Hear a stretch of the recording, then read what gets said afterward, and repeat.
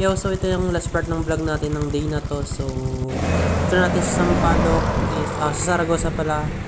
Dito naman tayo sa Luna. So, dito ako sa Luna Elementary. So, dito pa masundan kung saan yung high school. Kasi dito naman ganun kabisado dito sa Luna. At, ayun, nakarating naman tayo sa ating pupuntahan, guys. So, sinalubong tayo ni client. And ayun na nga, nag-start na tayong magbaklas ng Vivo Y16, I think. Yan, so, binaklas natin yan, tiyanggal natin yung battery at dito tiyatanggal natin yung kanyang LCD na basag-basag. Ayan.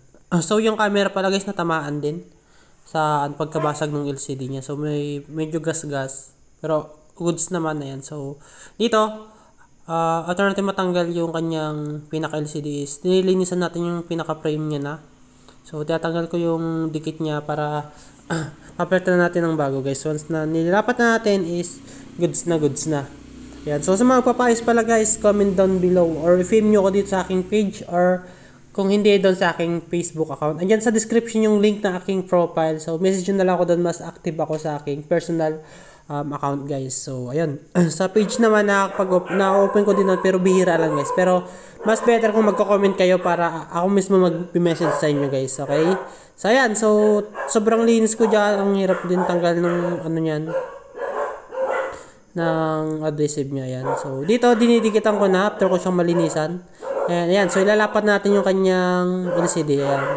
May nakaharang pa dyan guys. Yan. So press natin sa baba hanggang sa pataas para lumapat.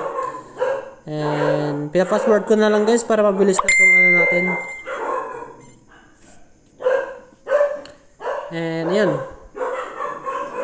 So dito tuloy-tuloy na lang yan guys. At test natin. So okay na. Then after nyan is babalik natin yung kanyang mga tagban yung cover niya. So after natin may salpak yun is babalik natin lahat ng matanggal natin. Taas na ng camera. Di na nakikita dun sa ano. Yan guys. So dumi-dumi ng kamay ko kasi yung printer na inkan yung kamay. Kaya naging ganyan na.